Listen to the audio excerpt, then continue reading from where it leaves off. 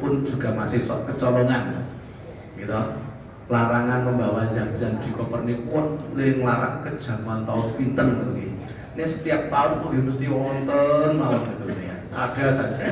Tadi yang pulang juga sudah ada pertasa kopernya yang bagus itu dibongkar, isinya jam-jam semuanya sudah dikasih lapisan macam-macam ngantek dingu pun kreatif kalau desain itu kalau di plaster terus ditutupi dengan kain ikhram ya keconangan Pak sepatu sama di kloter kita ini tidak tidak terjadi seperti itu yang akan menghambat perjalanan pulang kita. Ini pun di MOK tempat paling jam. Bapak Ibu yang hormati kan salah ibu jelasan saking pembinaan ibadah. Bapak Ibu ingat monggo dari pun sekali pun monggo.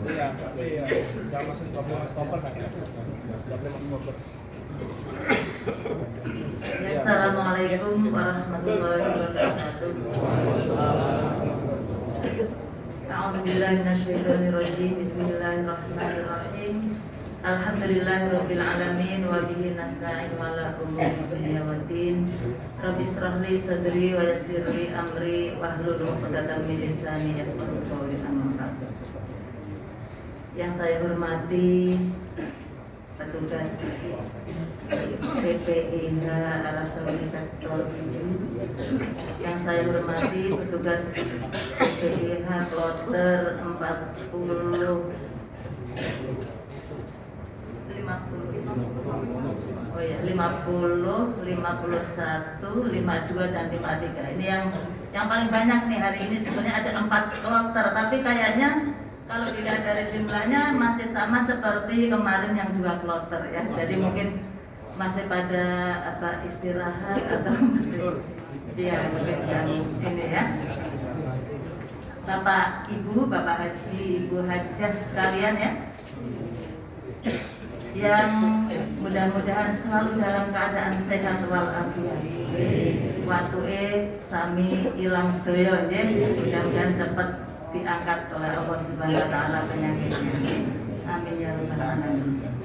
Pertama kami panjatkan puji syukur kehadirat Allah Subhanahu wa taala yang telah melimpahkan rahmat dan karunia-Nya kepada kita semua, sehingga alhamdulillah pada sore hari ini kita masih dapat bermuwajahah di musola ini ya, walaupun kondisinya masih ada yang baru-baru, tapi tidak apa-apa, masih tetap sehat dan semangat ya Bapak Ibu ya. Salawat serta salam kami haturkan kepada junjungan kita Nabi besar Muhammad SAW yang kita nantikan syafaatnya di yaumul qiyamah. Amin amin ya rabbal.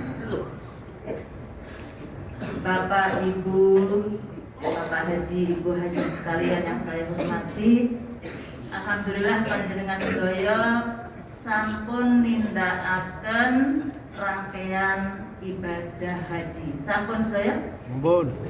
Ya, sampun nindakaken tawaf ifadah sedaya nggih.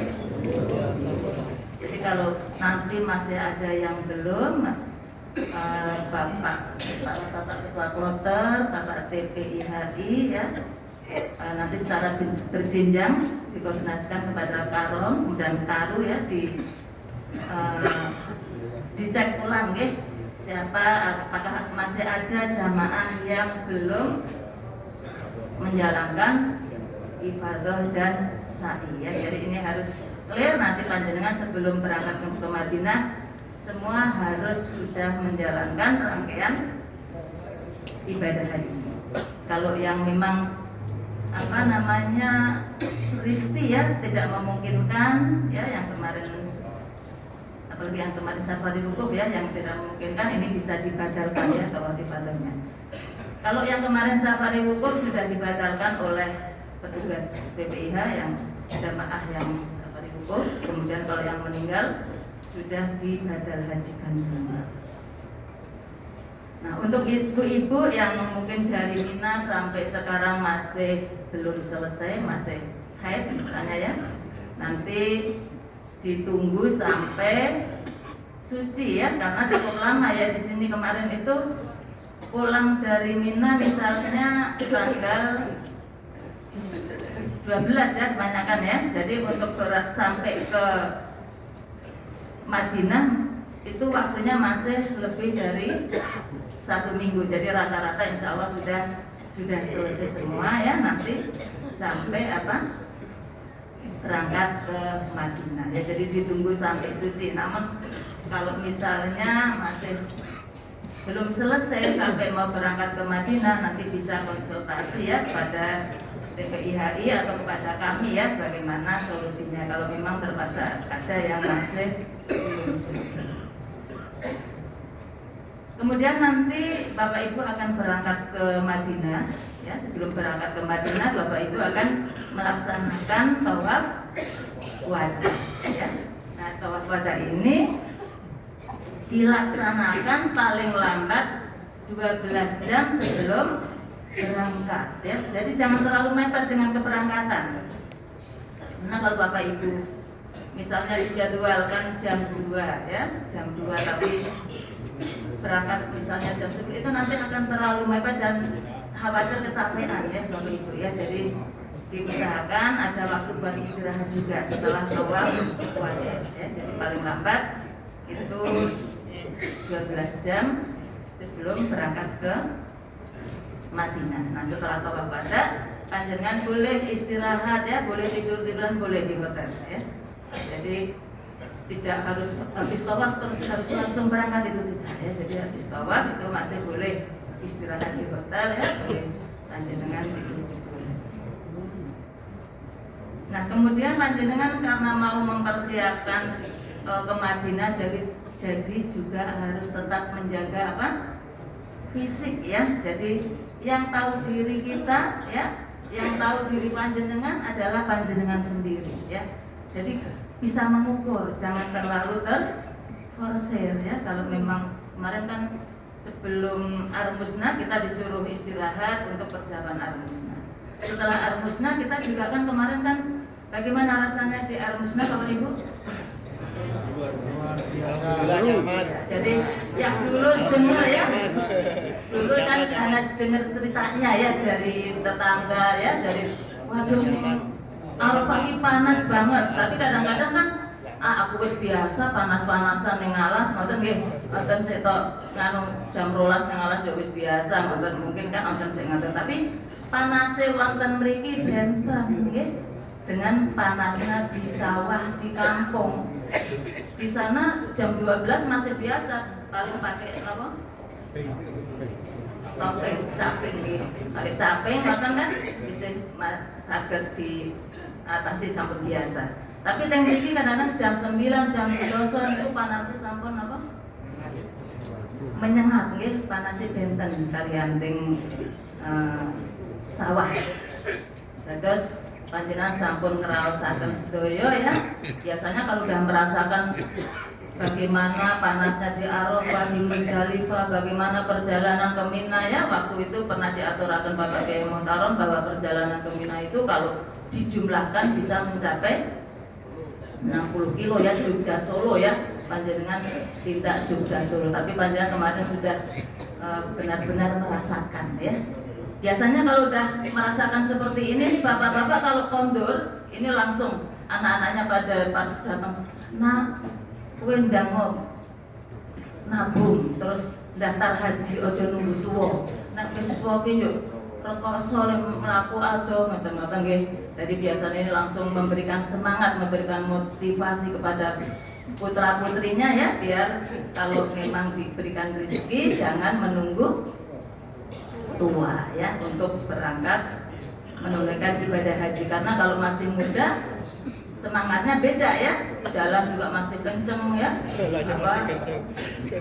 tapi ya ada juga yang sepuh lebih kenceng ada ya daripada yang kalian terbiasa, tapi memang biasanya seperti itu.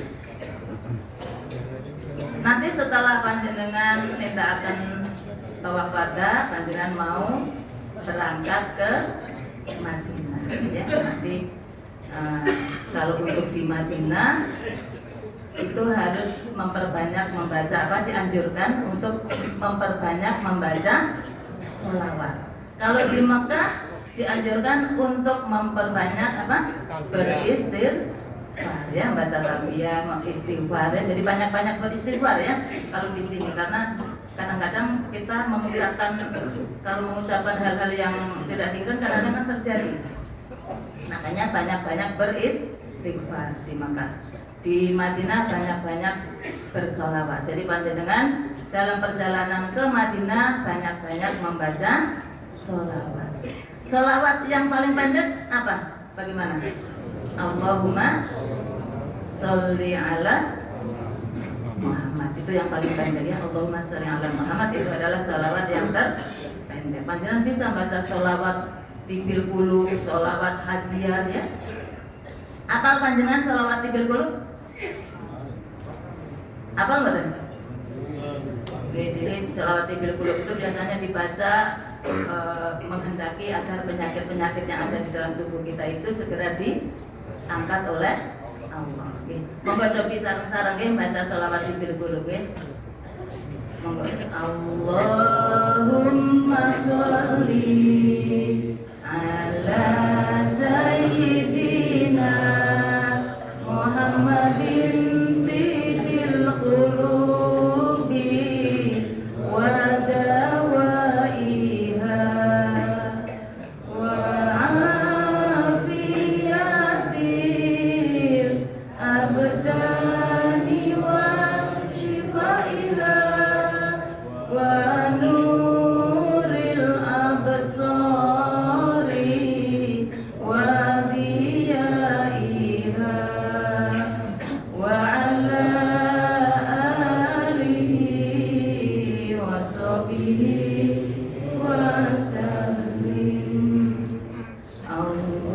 Allahumma sholli ala sayyidina Muhammadin tibil qulubi wa dawaiha wa afiyatil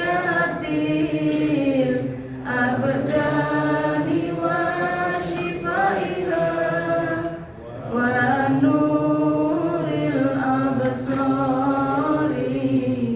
wa diyaiha wa ala alihi wa sahbihi wa sallim. Sepindah malih. Allahumma sholli ala sayyidina Muhammadin tibil qulubi wa dawaiha wa afiyatil abdani wa shifaiha wa nuril absari wa diyaiha wa ala alihi wa sahbihi wa sallim. Mudah-mudahan dengan membaca selawat tibil qulub panjenengan akan diangkat semua penyakitnya ya, diangkat batuk-batuknya cepat hilang ya, amin ya robbal alamin. Jadi nanti panjenengan di Madinah, setelah sampai di Madinah akan menempati hotel ya. Tapi memang hotel di Madinah itu berbeda dengan hotel di Makkah. Biasanya kamarnya akan lebih kecil-kecil dan biasanya tidak ada ruang seperti ini ya. Musola juga kalau misalnya ada kemungkinan kecil ya, jadi berbeda. Tapi biasa lebih dekat ke Masjid Nabawi. Panjenengan harus mengenali lingkungannya. Kalau sudah sampai panjenengan ingat-ingat hotelnya ada di mana. Kemudian nanti panjenengan akan nindakaken sholat arba'in ya. Jadi 40 waktu di Masjid Nabawi. Nah, kalau panjenengan tindak ke Masjid Nabawi, ingat-ingat yang dilewati itu pintunya nomor berapa saja. Itu nomornya secara berurutan. Nanti panjenengan ingat-ingat pintunya yang dilewati nomor berapa saja. kemudian panjenengan masuk di pintu nomor berapa. Nah nanti panjenengan keluar di pintu nomor yang tadi diingat-ingat. Kalau misalnya masuk di pintu 72, nah nanti keluarnya di pintu 72 biar mudah menghafal ya, untuk pulang ke hotel ya. Jadi kenali lingkungan. Nah untuk bapak dan ibu-ibu ini terpisah kalau di Masjid Nabawi. Jadi bapak ibu akan mandiri ya. Bapak-bapak itu sendiri tempatnya ya, ibu-ibu sendiri. Jadi usahakan secara berombongan ada temannya ya, jangan hanya sendiri. Nanti khawatir kalau terpisah itu akan susah ya. Jadi usahakan berangkatnya bareng-bareng sama temannya, paling nggak beberapa orang gitu ya. Dan nanti juga akan ziarah ke makam Rasulullah ya, ke Raudhah. Nanti waktunya ya itu ditetapkan. Jadi kalau sekarang ini hanya sekali ya, nanti waktunya ditetapkan ya sesuai jadwal yang diberikan oleh panitia di Madinah. Nanti ada. Jadi kalau memang mau mengutamakan di Raudhah ya jangan pada saat waktu yang ditentukan ini ya ibu bapak ibu jangan kemana-mana ya, karena sayang kan waktu yang sudah dijadwalkan kalau bapak ibu tidak melaksanakannya ya. Jadi di Raudhah panjenengan akan sholat ya, sholat sunat kemudian berdoa, dan di sana juga biasanya tidak bisa lama-lama ya. Kalau udah ngelihat berdoa itu biasanya sudah segera cepat diusir oleh askar ya. Jadi kalau di sini memang kalau sudah selesai sholat biasanya akan segera diusir oleh askar ya. Nah, tapi sekarang karena ada jadwal, jadi mungkin akan lebih tertib, tidak seperti dulu. Kalau zaman dulu ya tidak ada jadwal, jadi hampir setiap habis sholat duha semua pada berebut desek-desekan dan lain sebagainya. Insya Allah untuk sekarang karena sudah terjadwal, jadi kondisinya akan lebih tertib. Kemudian di Madinah juga panjenengan akan difasilitasi untuk berziarah ya, berziarah ke Masjid Quba ya. Jadi majmuah memberikan fasilitas untuk ziarah ke Masjid Quba ya, kemudian ke Jabal Uhud ya, ke Khandaq. Nah itu nanti juga akan dijadwalkan ya. Jadi biasanya di Madinah itu pas sekali waktunya ya, hanya 9 hari dan pas banget dengan 40 waktu sholat ya. Jadi kalau misalnya memang kalau kondisinya masih sehat itu ya, kalau begitu sampai Madinah ya menjelang asar ya, asarnya harus sudah berangkat ke Masjid Nabawi ya. Tapi untuk yang lansia risti ya, yang tindak sudah ini nggak apa-apa sholat di hotel saja ya. Kalau yang memang risti ya, bapak ibu yang lansia risti ini tidak mengurangi amalan-amalan ibadah haji panjenengan sedaya ya. Jadi jangan dipaksakan juga ya. Kalau memang sakit ya, jangan dipaksakan sakit. Yang risti ya itu nggak apa-apa sholat di hotel saja atau jamaah di hotel. Jadi bapak ibu ya. Nah panjenengan nanti setelah 9 hari di Madinah akan pulang ke tanah air ya. Tadi sudah diingatkan ya untuk bawaannya itu 32, tapi jangan dipas 32, nanti takutnya kelewat ya, jadi ya dikurangi, misal 32 ya 31 seperti itu ya, daripada nanti bongkar-bongkar. Jadi kalau belanja dari sekarang kan sudah kira-kira tasnya muat enggak gitu ya, jangan dipaksa. Kalau dipaksa ya panjenengan bisa dikirim melalui nomor kargo. Insya Allah mudah-mudahan panjenengan semua sehat semua ya, dapat pergi ke Madinah sampai pulang kembali ke tanah air dalam keadaan sehat walafiat, menyandang haji mabrur.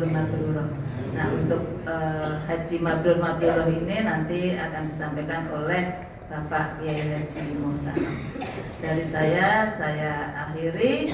Apabila ada kesalahan mohon maaf yang sebesar-besarnya. Assalamualaikum warahmatullahi wabarakatuh.